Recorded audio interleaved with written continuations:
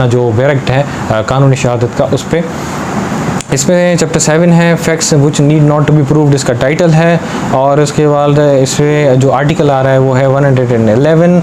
वो कहता है कि facts judicially noticeable need not proved, यानी जुडिशली जो नोटिसेबल होते हैं फैक्ट्स उनको ज़रूरत नहीं होती कि उन पे जो है कोई भी ऐसा जो है वो नोटिस लिया जाए, जुडिशल नोटिस उनको प्रूफ करने की भी ज़रूरत नहीं होती हमें। नो फैक्ट ऑफ विच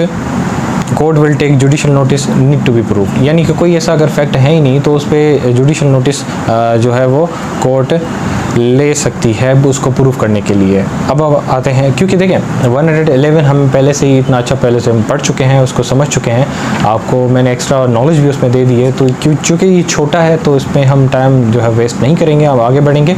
और वीडियो भी लंबी हो जाएगी, तो इसलिए अब हम आते हैं कि इसकी जो लिस्ट बनाई गई है इस बैरक्ट में 112 आर्टिकल में कि फैक्ट्स वो कौन से हैं जिनको प्रूफ करने की हमें ज़रूरत नहीं है। सबसे पहले आता है कि facts which must take judicial notice,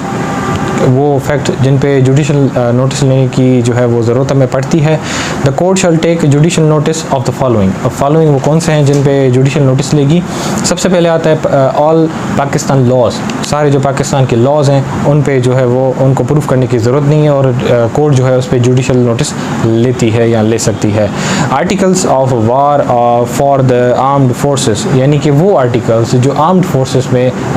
जिनके लिए बनाए जाते हैं तो उनको प्रूफ करने की भी ज़रूरत नहीं है। उसके बाद आते हैं कोई ऐसी अगर लेजिस्लेटिव बॉडी है या सेंट्रल लेजिस्लेशन है, कोई मशीनरी है, उसको प्रूफ करने की भी हमें ज़रूरत नहीं है, क्योंकि वो जब बिल कोई पास होता है या कोई लॉ जो है बनाया जाता है उसको पास करने के लिए पहले वो नेशनल असेंबली में जाता है, फिर सेनेट में जाता है, उसके बाद प्रेसिडेंट की असेंट चाहिए होती है हमें, जब भी जाके वो लॉ बनता है, तो उसको भी हमें प्रूफ करने की ज़रूरत नहीं है, उस पर जो है जुडिशल नोटिस ले सकती है कोर्ट। इसका जो फोर्थ कहता है कि जैसे कि seals of all courts in Pakistan and of all courts out of Pakistan established by the authority of the federal government और government represented the seal of courts admiralty and maritime jurisdiction and notaries public and all seal which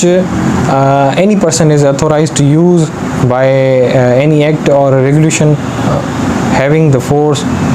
of law in Pakistan. यानी इसके कहने का मतलब ये है कि जैसे कि सील होती है कोई भी कोर्ट की, उसको प्रूफ करने की हमें ज़रूरत नहीं है, अथोराइज होती है, उसको यूज़ करने के लिए हमें अथॉरिटी उनको दी जाती है ताकि वो सील को यूज़ कर सकें।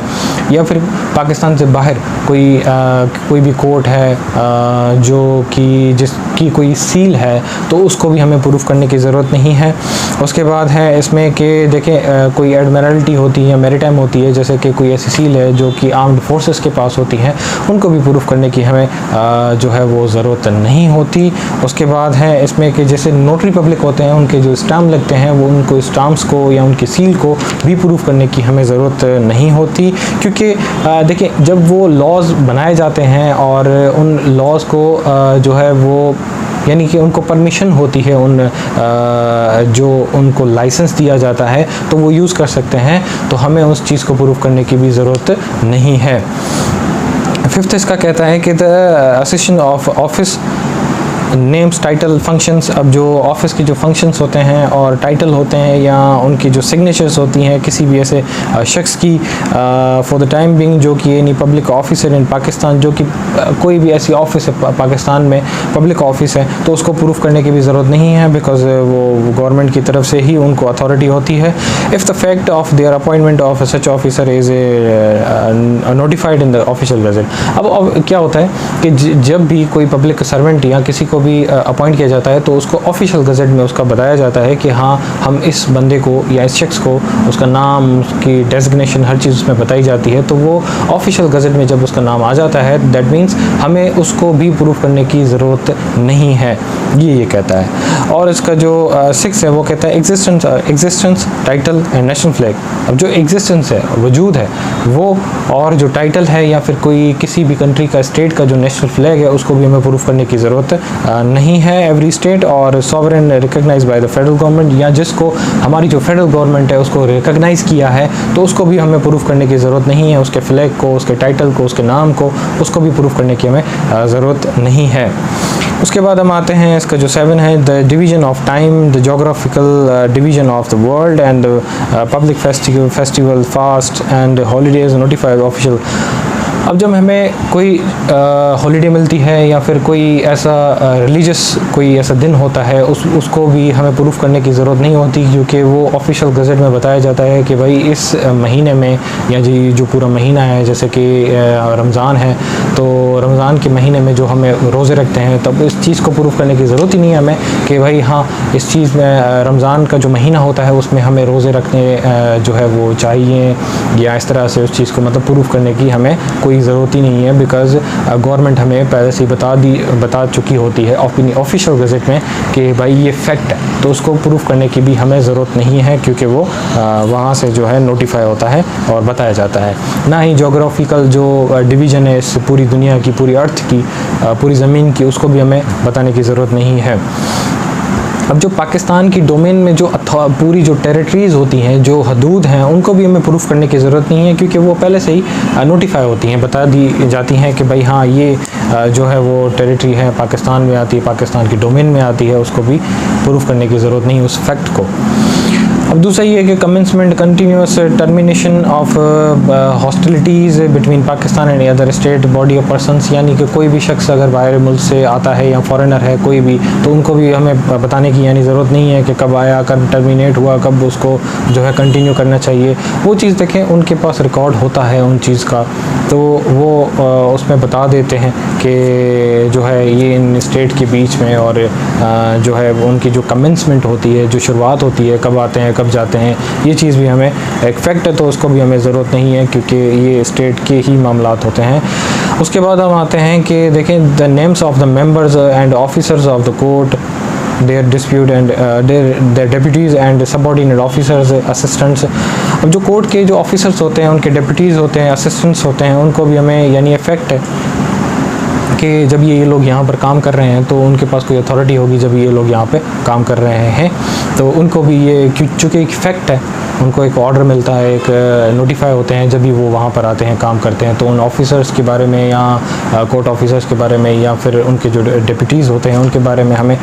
यानी उस फैक्ट को भी हमें डिनाई नहीं कर सकते और ना ही हम प्रूफ कर सकते हैं, क्योंकि वो एक फैक्ट है, तो उसको हमें प्रूफ करने की ज़रूरत नहीं पड़ती। उसके बाद है कि all officer acting execution in its process and all of the advocates. जो वकला हैं, हमें यानी कोई भी बंदा आके कोर्ट में ये नहीं कह सकता कि ये वकील है और इसको जो है मतलब प्रूफ करना चाहिए कि हाँ ये वकील है नहीं है। तो ये चीज़ एक फैक्ट है, जब कोई वकील बनता है तो वो बार काउंसिल से उनको लाइसेंस मिलता है, मेंबरशिप मिलती है, जब भी वो जाके वकला बनते हैं, वकील बनते हैं, एडवोकेट बनते हैं। तो एक अथोराइज पर्सन होते हैं वो, जिनको एक अथॉरिटी होती है कि भाई आप अपीयर हो सकते हो, प्लीड कर सकते हो, हर चीज़ आप उसमें कर सकते हो, तो उनको भी प्रूफ करने की ज़रूरत नहीं है हमें। और the rule of the road and land और एट सी, चाहे समंदर में हो, चाहे लैंड पे हो, चाहे कोई भी ऐसा रोड मैप दिया गया हो, उसको भी हमें प्रूफ करने की ज़रूरत नहीं है, चाहे हाई सीज़ हो, कुछ भी हो, क्योंकि उनके लॉज हर चीज़ और रूल्स हर चीज़ बनाई गई है, गवर्नमेंट ने बना दी है, लेजिस्लेशन हो चुकी है, तो उसको भी हमें प्रूफ करने की ज़रूरत नहीं है। अब इसका जो सब आर्टिकल 2 है वो कहता है कि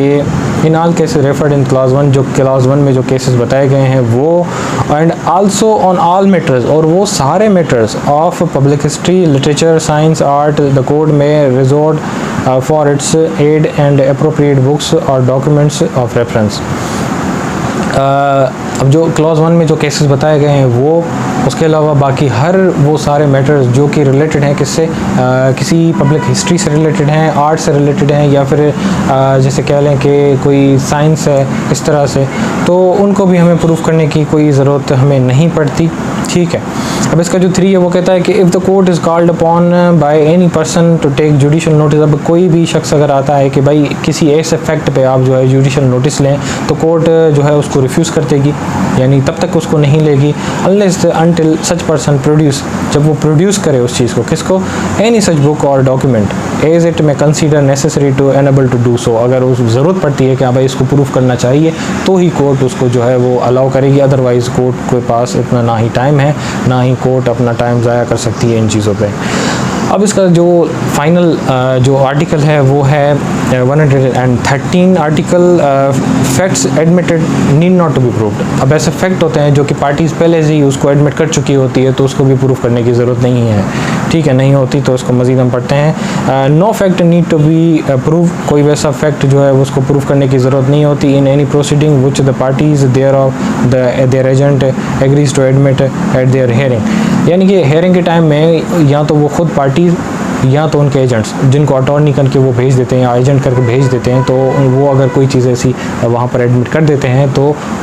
उस चीज़ से वो फिर डिनाई नहीं कर सकते, यानी एडमिटेड प्रूफ है उसको फिर हम डिनाई नहीं कर सकते, ना ही उसको प्रूफ करने की फिर ज़रूरत हमें जो है पड़ती है। उसके बाद है कि और which the before the hearing या हेयरिंग से पहले they agree to admit any writing under their hand, चाहे वो हाथ से एक चीज़ लिख के दे देते हैं पहले से ही, यानी हेयरिंग से पहले ही कि हाँ हम ये चीज़ जो है एडमिट करते हैं, तो वो भी फैक्ट हो गया, उसको भी प्रूफ करने की ज़रूरत नहीं है हमें। और विच बाय एनी रूल और प्लीडिंग, चाहे कोई ऐसा रूल हो, उस रूल के तहत या फिर अपनी ही प्लीडिंग में उन लोगों ने उस चीज़ को एडमिट कर दिया है, force at the time they are deemed to have admitted by their pleadings. तो प्लीडिंग के टाइम पे जब उन लोगों ने वो चीज़ पहले से एडमिट कर चुकी है, कोई भी पार्टी एडमिट कर चुकी है, तो वो जो है फैक्ट एडमिटेड उसको माना जाएगा और उससे जो है वो डिनाई नहीं कर सकते। तो एडमिटेड प्रूफ जो होते हैं, एडमिटेड फैक्ट्स जो होते हैं, उनको प्रूफ करने की भी ज़रूरत नहीं पड़ती, ना ही पार्टी उससे डिनाई कर सकती है। अब इसका प्रोविज़ो है लास्ट है, वो प्रोविज़ो कहता है दैट द कोर्ट में, अब कोर्ट चाहे तो में आ गया, दैट मीन्स कोर्ट के ये जो है वो डिस्क्रिशन पे है, कोर्ट कर भी सकती है, कोर्ट नहीं भी कर सकती, यानी मैंडेटरी नहीं है, ऑब्लिगेटरी है। In its discretion requires a fact admitted to be proved otherwise by such admission। अब ये इसमें कह रहा है कि अगर